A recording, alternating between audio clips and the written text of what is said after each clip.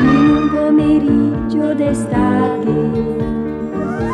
pomeriggio dorato.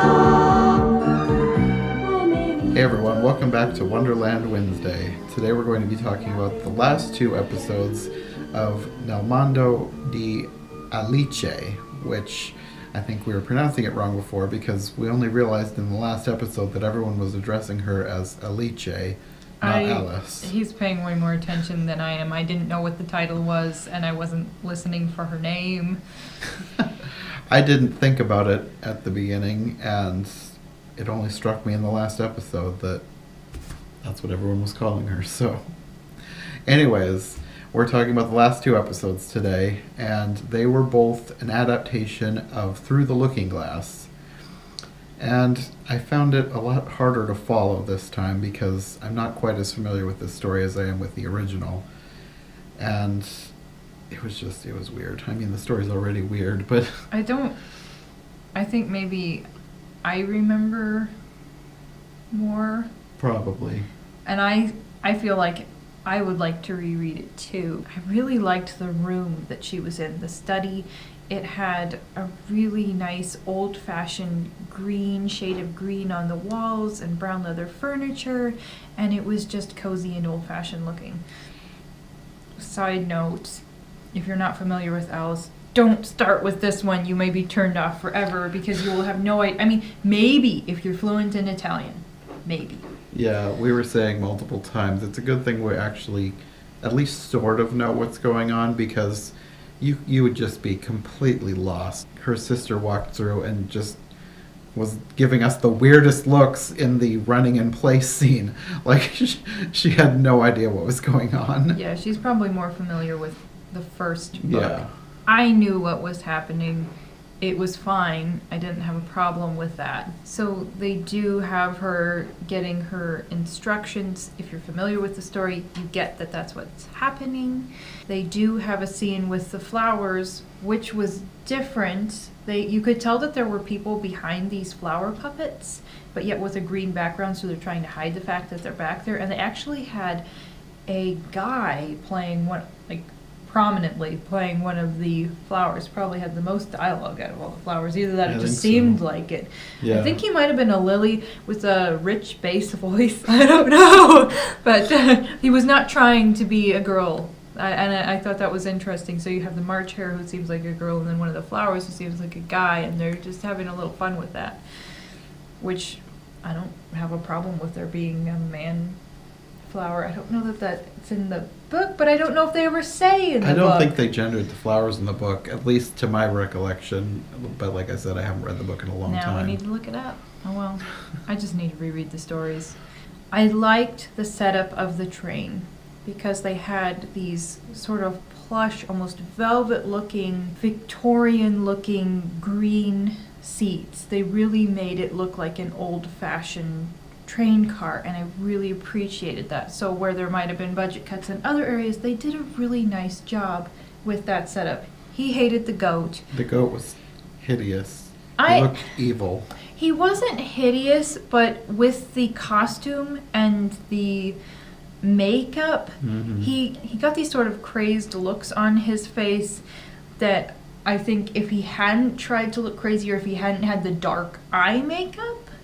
That's true. I think I would have liked him a lot better without the makeup. Like if he just acted like a goat. And he was also supposed to have spectacles, I think. And he that's right. He was just sort of like a rocker, a crazed rocker in a goat costume on a Victorian train. So if you haven't read Alice, just don't. They transitioned her very quickly into the next part. They skipped all of the strange insects. Which I had been looking forward to because they had this pretty good costume for the insect on the train. And I was looking forward to seeing what they were doing with the gnat and all of the other insects in the next scene. And then they skipped it completely. It's not an essential part of the story, but I think it is rather an important part. If you're going to be true to the book and true to all the wordplay and funny parts of the book, it would have been good to include it. Didn't have to, but it would have been good. They did include the fawn scene, though, which I didn't even remember existed. It's been so long since I read the book. I did not remember there being a fawn at all. And I don't think I've ever seen a version that included the fawn scene before. There's supposed to be a forest where she can't remember who she is, and neither can this fawn. There's a rather lovely illustration in the book, and I had remembered the fawn, but when we were watching these versions, it wasn't on my radar at all for them to include this part. However, the fawn was creepy. Yeah, they needed to include some nostrils or something and some spots because fawns have spots, so they did it wrong. But kudos to them for actually including it. Yeah. As she's going through the forest, you know Tweedledee and Tweedledum are supposed to be happening, and they do. These were very different. They looked like beach balls with heads. I have positive and negative, because I don't think that they needed to go as far with the costuming as they did. I thought that was a little over the top and unnecessary. They didn't need all of those little, what were they, squeaky, boing sort of sound effects. That was kind of the worst part, the weird little noises they made when they moved. It was unnecessary. And they gave them really garish, clown-like makeup. And from a distance, the black under their eyes just made it look like their eyes were empty and soulless and creepy. I was not disturbed by that. He was picking up on this and getting... I didn't realize it was makeup at first until they did a close-up on their face. And then, so I was just seeing black, empty eyes. And then you have red across the lips. I mean, it's kind of like a scarecrow, and almost like they're trying to make them look bald. And aside from that, without an English translation, I really liked them. I actually really liked them. It's okay.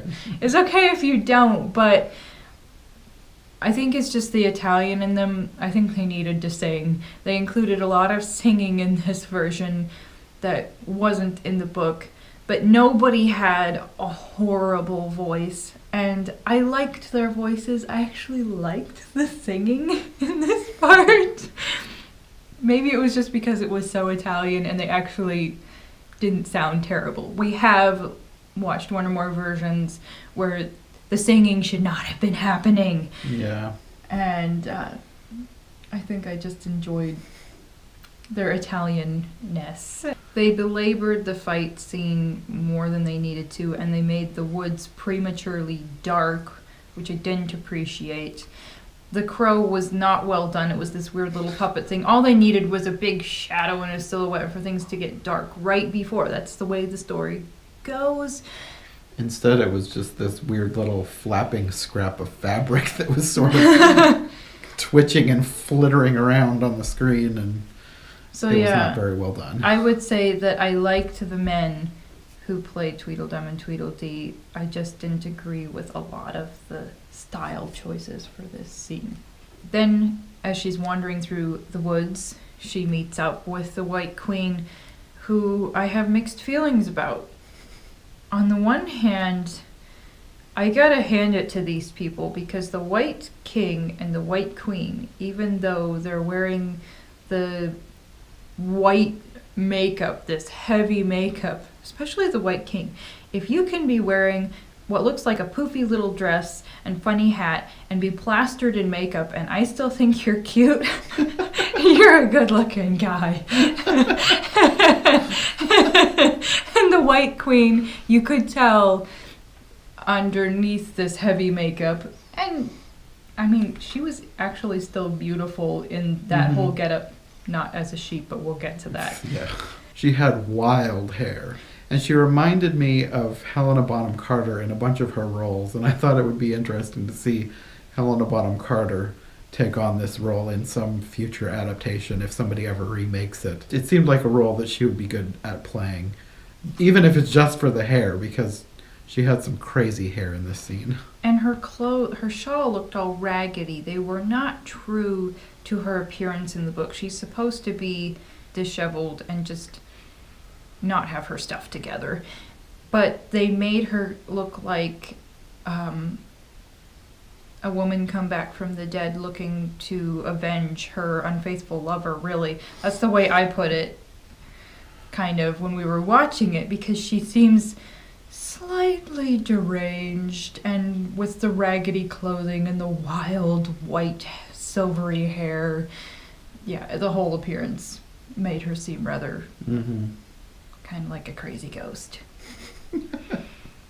And you can tell when they get to the part of her pricking her finger how she's I thought the little noises she made beforehand were interesting. It's like, is this what Italians do when they're saying ow? I don't know. Comment below if you're Italian. But they belabored her sucking her prick. That got weird. That was like a weird child psycho ghost sucking on her thumb with heavy lipstick, and I felt uncomfortable. I wanted it to stop. Yeah. However, I would prefer that scene to what came next. I knew she needed to transform into a sheep, but when they had her changing into a sheep, all of a sudden she was part human, but with this knit mask with what look like eye holes, but you can't see her eyes. So to complete the look, what she really needed to do was whip out a chainsaw and start chasing Alice around the woods. Thankfully, that didn't happen, but that was the feel that I was getting. Yeah, it was bizarre and creepy. It was like she was some sort of demon Eeyore puppet. It was more natural when they were in the shop and she's in this full knit looking sheep costume, when she looks more sheep-like instead of just the creepy ghost lady in the psycho knit mask. I still didn't like her in the shop either. But it was better than in the woods, in my opinion. Maybe marginally better. And then all of a sudden they're supposed to be these things with the shelves, but they had this little doll. That looked like it had evil eyebrows. In his mind. And I think they had this doll moving from shelf to shelf. If you don't know that the stuff on the shelves is supposed to move in this scene, which the scene is already strange in the book, then just add psycho horror movie doll on top of psycho sheep, and if you have an issue with little dolls... I wasn't even thinking about that, but yeah, this could bring out somebody's phobia. Yeah, be warned. I can handle it, but I knew what was happening. Yeah. If I just randomly flipped onto this and I was You'd not wonder familiar what this was. What are they playing I on might TV start these getting days? I might start getting the willies like, oh man, possessed doll, change the channel. So she does purchase an egg, and then the egg disappears behind the shelf. She goes through this door and there's this big egg, and then from there you transition outside to the Humpty Dumpty scene. And wasn't there a stream running through this back room?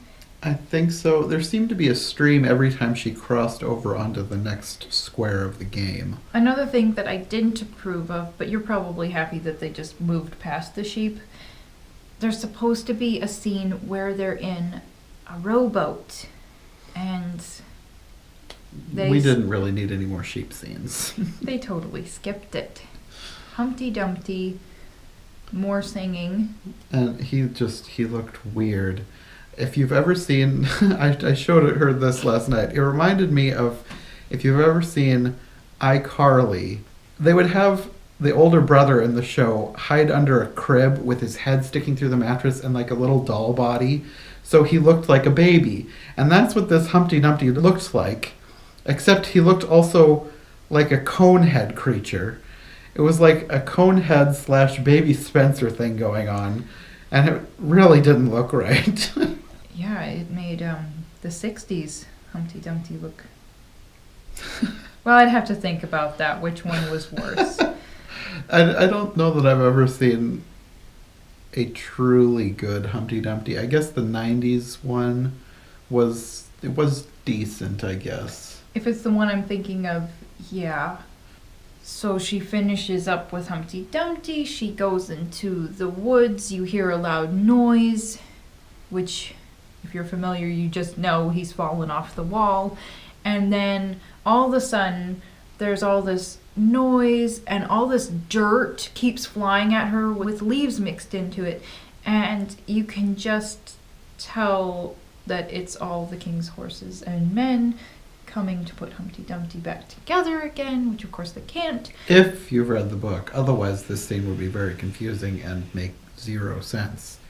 Because it's basically she's caught in a dirt storm, and then it ends. The fourth episode begins, to me, the most boring of all the episodes. It was so boring that we had to stop recording and start watching the episode so we could remember how it started, even though we literally just watched it like less than an hour ago. I don't feel that negatively about it. The king was sitting in the forest with a math book singing to himself for too long. That's his version. It was actually, it looked like a book with two mirrors, which Okay, the book did look interesting. it was an interesting style choice that wove into the Looking Glass world. But one interesting detail to me did not make it It's also not boring. It's also interesting that they started with him instead of Alice. That's true. For whatever reason, just we couldn't remember. To me, it was just really boring.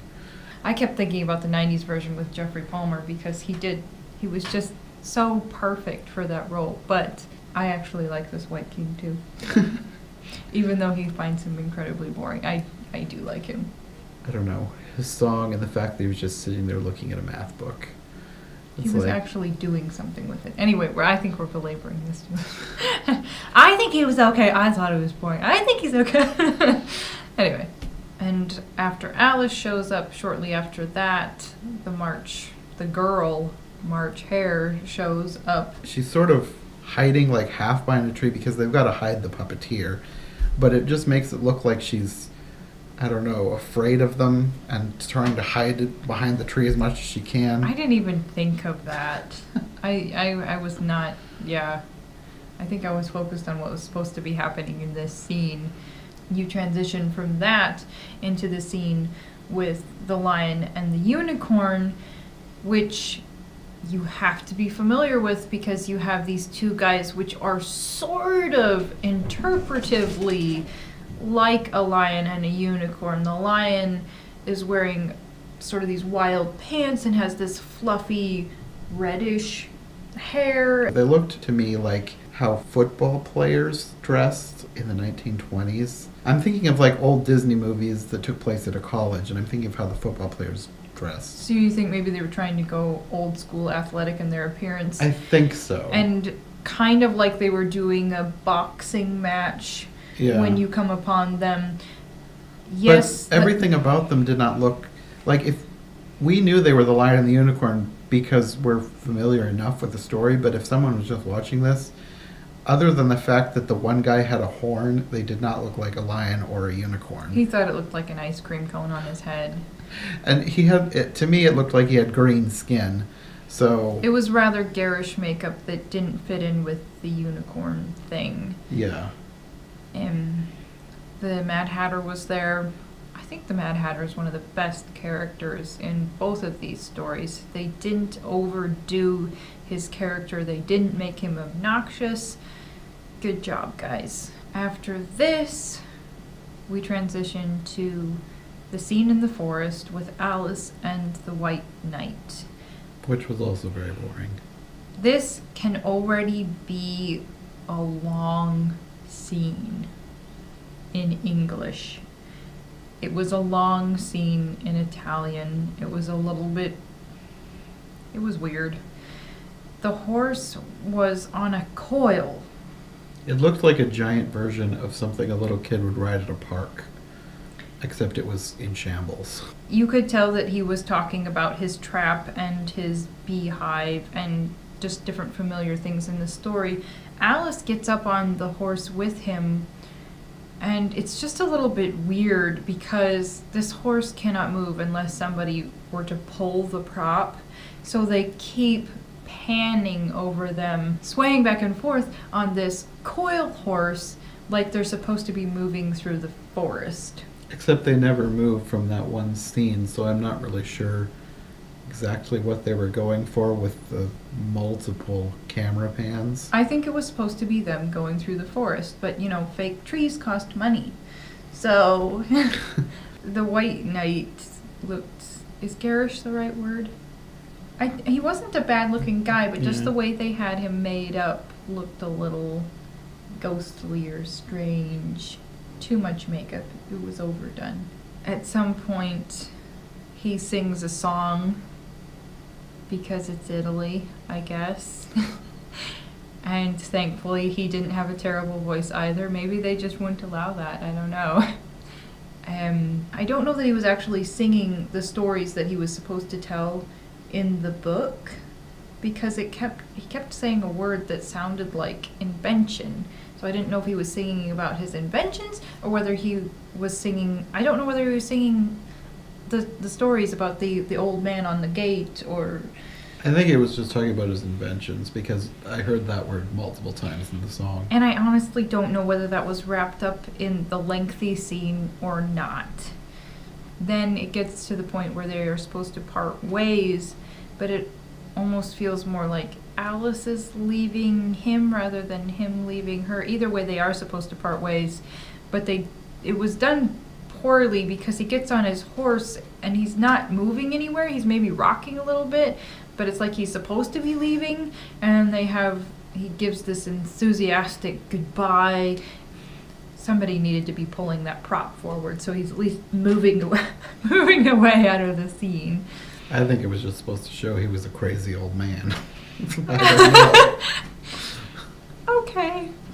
Do you have the scene with her sitting between the queens, but before that, she has her crown. All of a sudden, it's on her head, and then you have her with the queens questioning her, and the White Queen sings a whole song about something before falling asleep on her. Then apparently she doesn't want to stay there for the whole nap, and she goes off to a palace or dining hall, wherever the banquet is supposed to take place, and there's this sort of drawn out scene of her trying to get into the palace. But there's this frog with a peg leg. That sounds so random when you just say it. There was this frog with a peg leg.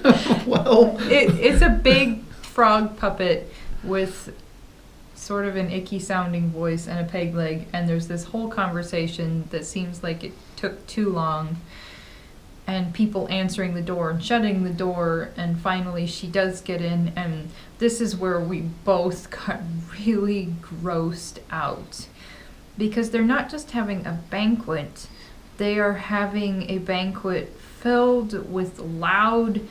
it was like they gave everybody a microphone and then held it up to their mouths while they loudly smacked and slurped and chewed, and it was really gross. If you have a problem with mouth sounds, you will hate this scene. I was so disturbed. It was so gross. Yeah. It was the most triggering part of this whole series. The Mad Hatter and Alice danced their way into the dining hall. Once again, the Mad Hatter was not obnoxious. They just did such a good job with him. And she sits down between the queens. They have her being introduced to the roast. The roast is taken away. She's introduced to the pudding. The pudding is taken away. At this point, once she's introduced to the pudding, they should be wrapping it up. But no, she gets a pear taken away from her, and the White Queen sings this whole song, and there are figures showing up on her plate of Tweedledum and Tweedledee, and this set of hands with a question mark. It's like, yeah, question mark is right, and she's doing all these little gestures with her hands, and it was... I thought maybe they were trying to retell the story in song form during the dinner. The time would have been better spent putting detail elsewhere. The wine seemed to be flowing freely. There was this scene with... There was a lot of weird wine scenes. The Yeah. flour was there. It looked like the flour was getting sauced. And people drinking their wine in different ways.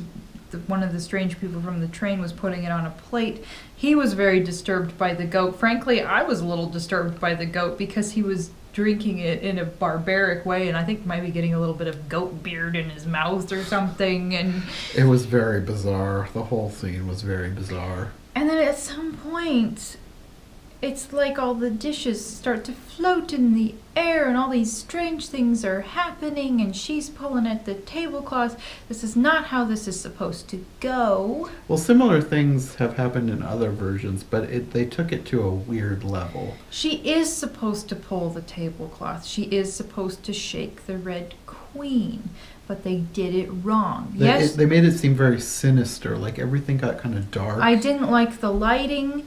They belabored it way too much. At some point, she is shaking this little sort of Red Queen doll figure, but she's supposed to wake up in the study holding her kitten.